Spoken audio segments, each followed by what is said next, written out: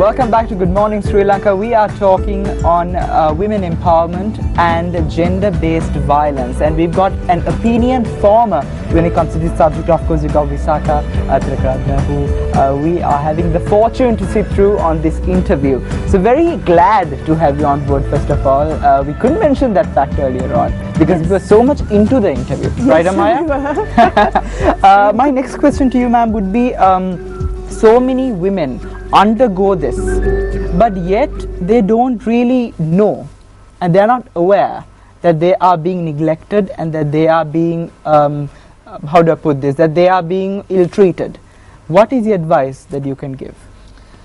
Well, I think at the beginning, especially if it's in a domestic situation, the beginning, of identifying. I know I've got, some friends who say, before they ever show a sign of being, mistreated, the husband in the first 6 months of married life may come, get angry over some little issue and come with their hands raised. Now, this is the beginning of domestic violence. So some of my more empowered friends have of course said, stop right there. We will go to the police and we mean business. So I think that's one of the things where you have a deterrent. Right at the beginning, you don't let it become a problem, a habit. Now that's on the side of the offense. Your question, to answer your question as to how would you recognize this? I think, Banu, I turn to you and ask this question. If you just give me the first signs of how you would recognize this amongst your friends, how would you know something is wrong? Well, the answer to that would depend on the girl itself, but there have been instances where I've had close friends who have had similar problems, but then the perfect answer would be going by the instincts. If you really know that person, what I believe in is that you know that spark, because if that girl is always the friendly type, she goes silent or she has some sort of a dilemma, you kind of feel it.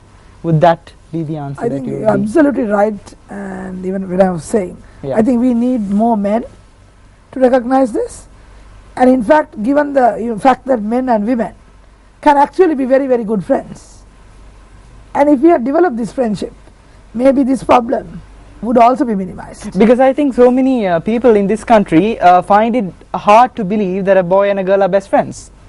There is a huge cultural disparity between. So I think we are connecting that to this, in my opinion. Am I right? You're absolutely spot on, both of you.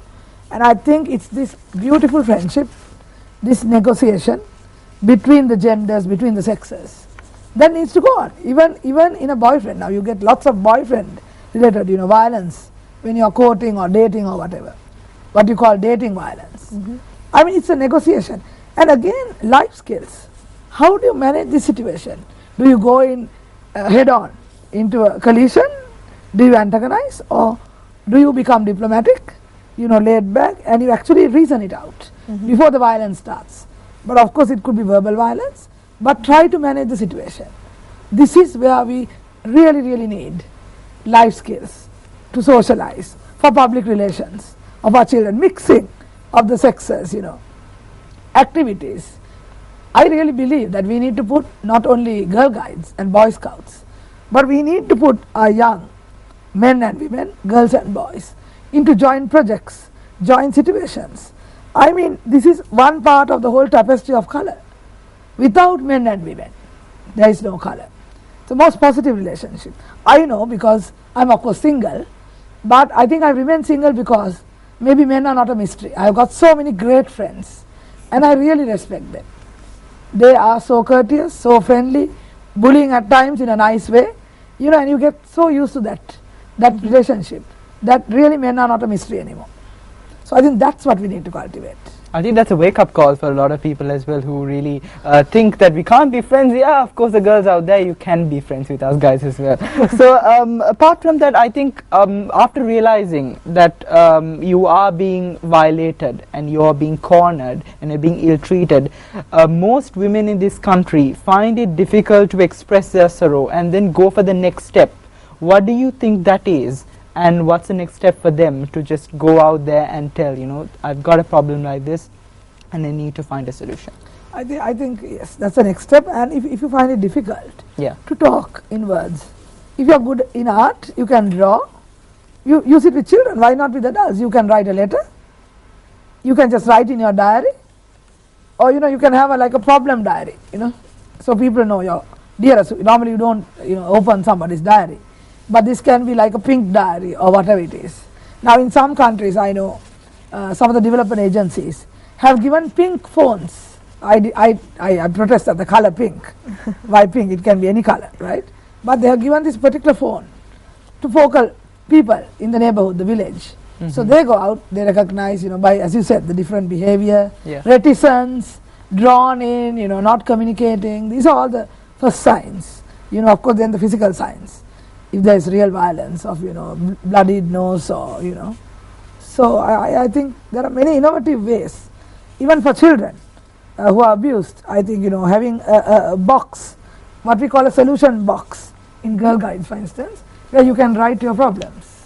And then how does the solution box work? The solution box actually is where you put the problem in, but I think it's being carried out in a lot of workplaces already. That's right. Just not for women. I think it's being carried out in a lot of organizations as well. It's a very nice way of doing. Yes. Organizations.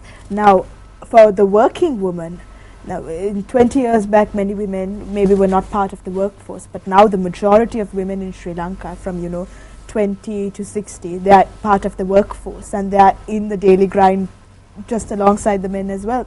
So what about the inequality and the discrimination that happens against women in the workplace, and how can they speak up? Because you're always afraid for your job. Job security is very important as well. You don't want to lose your job. But if you are undergoing harassment or any form of violence at your workplace, what can you do to speak up against it? And that particular scenario, how do you react? It's a very, very, very good question, and I think you really opened, I don't want to be negative, but a can of worms, because sexual harassment in the workplace is a key offense. And since you deal with current topics on a day-to-day basis, you know that the International Labour Organization introduced the workplace harassment, sexual harassment policies, and the government of Sri Lanka is also signatory to this decision. And really speaking, on the theoretical side, of course, all workplaces should have no tolerance on harassment policy. And many of them do, actually. To be fair, by our corporates, several of our corporate bodies, organizations, where many organizations are members, do encourage this. Like the federation, the Employers Federation encourages the workplace harassment policy. But again, it's a personal thing. You start off with a bad joke and you say, no, please, we can joke, but it's not a very, that's the beginning of harassment. Of course. So the girls need to put a line across and say, what, don't cross this border. Exactly. They can always do that. It's their right, yeah? They can. What are the laws, apart from what you just mentioned, which are being enforced in the country? Do you think they're placed to protect women on such a scale? I think the laws are there. Actually, we don't really need any lawmaking. The amendment of the Penal Code, the Domestic Violence Act of 2005, the amended, several times amended CYPO, or the Children and Young Persons, ordinance. We have plenty of laws. But it's the enforcement and it's the impunity of the lawmakers and the impunity of people, generally men in general, but boys also could be abused. So it's a power relationship. And there is impunity and the laws delays. So justice delayed is justice denied. Whatever said by our highest lawmakers in this country, who trivialize violence against women and children, saying, these are boyfriend-girlfriend issues. It's very disgusting that it's trivialized. And you need to short-circuit this process. And I'm very happy that, for instance, the United Nations Children's Fund has supported the Attorney General's Department to do a set of 5 pilot districts to hasten the legal process. So let's see how it goes. And also, there are instances where women are not even aware that they are being abused, or even worse than that, they think that their spouses or their partners are justified in what they are doing, and they're not aware that what's happening in their lives and in their homes is something that they can go through the courts against, and they can say, look, you have to stop. They think that there's this cultural mindset that husbands and the sons and all the it's a patriarchal society.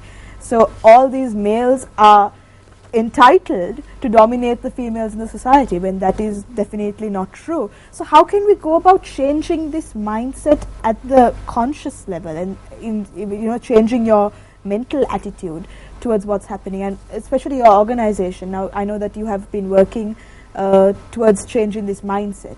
So what are the steps that you can change to take to change this mentality?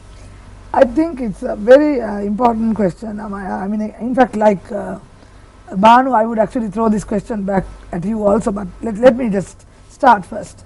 One of the things that I've recognized, especially among my friends, is when they get worried, going back home, if it's a girls' night out, going back home and being very reticent about, oh, now it's 10:30, what will I, receive at the other end. Now these are the signs, just like what Banu asked, about children, or, if you're abused. The beginning of a kind of unequal relationship, a power struggle, in order to spend for a certain item, I really need to ask. These are, I think, the first signs. And okay, I must have the food. Yes, of course you must have food on the table, but having food on the table is a responsibility of both spouses, I mean husband and wife, or children taking a turn in the kitchen. So if that doesn't happen, if you're always worried about timing and doing the right thing and looking over your shoulder and not free to enjoy, I think these are the first steps. Of course, and these are the red flags that you should look out for. Of course. And on that note, I think we need to take a watch of this video clip where we're going to talk about how to know if you're in an abusive relationship. I think we'll talk about it after witnessing what the video is, whether you agree with it or not. So take a watch and we'll be back. How to know if your boyfriend is abusive.